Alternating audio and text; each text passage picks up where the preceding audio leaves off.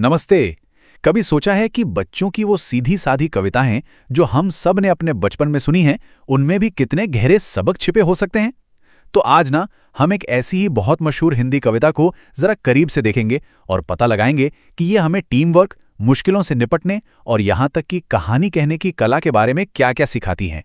तो कहानी शुरू होती है एक मोटे हाथी से। वो बस यूं ही टहलने निकला है। शुरुआत तो बहुत ही सिंपल और सीधी सी लगती है ना? लेकिन असल कहानी तो अब शुरू होगी और आप देखेंगे कि यहीं से एक बहुत ही दिलचस्प सफर शुरू होता है। तो सवाल ये उठता है कि भाई ये सिर्फ बच्चों के मजे के लिए एक गाना है या फिर इसमें कलेक्टिव एक्शन मतलब मिलकर काम करने का कोई गहरा सबक छिपा है। चलो इसी को समझने की कोशिश करते हैं और देखते हैं कि कैसे एक अकेले हाथी की छोटी सी प्रॉब्लम देखते ही देखते पूरी की पूरी टीम के लिए एक बहुत बड़ी चुनौती बन जाती है। तो सब कुछ शुरू होता है जब हमारा ये अकेला हाथी बारिश में फंस जाता है और वो एक बादल को देखकर डर जाता है और अटक जाता है। अब देखिए ये उसकी अपनी एक पर्सनल प्रॉब्लम है ना? लेकिन जो वो अगला कदम उठाता है ना, बस वहीं से सब कुछ बदलने वाला है।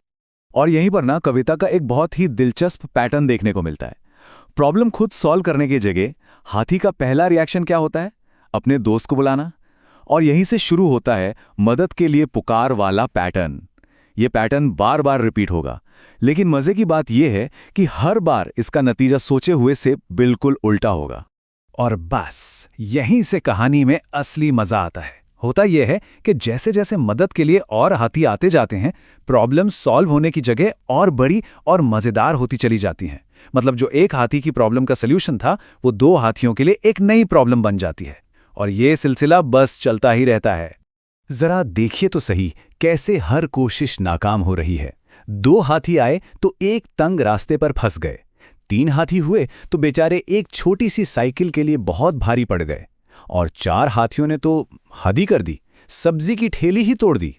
तो मतलब साफ है, ज्यादा हाथियों से मदद तो मिल नहीं रही, बल्कि क्योस और बढ़ रहा है।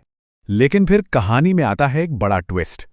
लगातार फेल होने के बाद अब ये पांचों हाथियों का ग्रुप एक साथ अपनी सबसे बड़ी और आखिरी चुनौती का सामना करता है। और पता है, यहीं पर उनके टीम वर्क का तरीका बिल्कुल बदल जाता है। और ये है कहानी का क्लाइमेक्स, सबसे तनाव वाला पल। अब ये सिर्फ एक हाथी की प्रॉब्लम नहीं है, पूरा का पूरा ग्रुप एक बंदर के जाल में फंस गया है। अब तक तो देखिए उनके साथ होने से सिर्फ गड़बड़ी हुई है, लेकिन अब उन्हें मिलकर ही कोई रास्ता निकालना पड़ेगा। और इसका सल्यूशन, अरे वो तो बिल्कुल अनएक्सपेक्टेड है।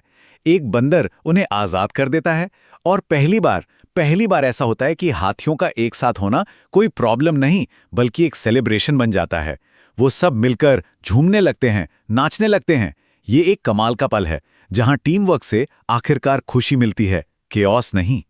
लेकिन जैसे ही हाथियों का ये जश्न खत्म होता है ना, कहानी एकदम से यू टर्न ले लेती है। हम एक एक्शन एडवेंचर वाली कहानी से निकलकर सीधे पहुंच जाते हैं एक बहुत ही शांत, मीठी सी लोरी में। ये बदलाव थोड़ा अजीब है ना? चलो देखते हैं कि इसके पीछे वजह क्या है। इस बदलाव को हम यहां साफ साफ देख सकते हैं। एक तरफ है एक्शन, तेज रफ्तार और लॉजिक से भरी दुनिया, और दूसरी तरफ है आराम, धीमी गति और सपनों जैसी दुनिया।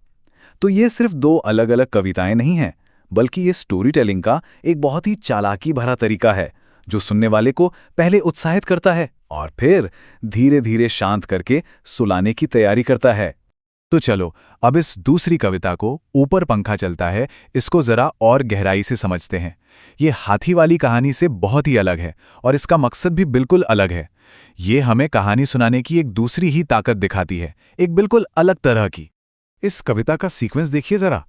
मतलब एक बच्चा सो रहा है, सोते सोते उसे भूख लग जाती है, फिर उसे मूंगफली मिलती है पर वो भी खाली, और फिर अचानक से मामा आ जाते हैं, साथ में एक गाने वाला तोता भी। कोई लॉजिक है इसमें? नहीं है ना? और पता है यही इसकी खूबसूरती है। इस लोरी का मकसद कोई कहानी सुनाना है ही नहीं, इसका मकसद है एक शांत, आरामदायक, सपनों जैसा माहौल बनाना। इसका जो ये बिना लॉजिक का फ्लो है ना, वही दिमाग को शांत करता है और नींद की दुनिया में ले जाता है। तो कुल मिलाकर हमने क्या देखा कि बच्चों के लिए बनी एक ही चीज में कहानी सुनाने के दो कितने अलग अलग अंदाज हैं।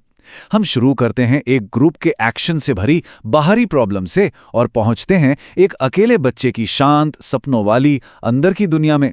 ये सामूहिक हलचल से लेकर व्यक्तिगत शांति तक की एक पूरी यात्रा है।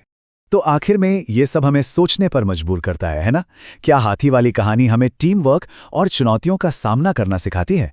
और क्या वो लोरी हमें आराम और कल्पना की दुनिया की अहमियत याद दिलाती है?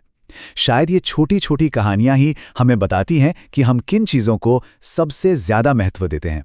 एक साथ मिलकर आगे बढ़ना और अकेले में सुकून ढूंढना, इस बारे में सोचेगा ज़रूर। सुनने के लिए बहुत बहुत शुक्रिया।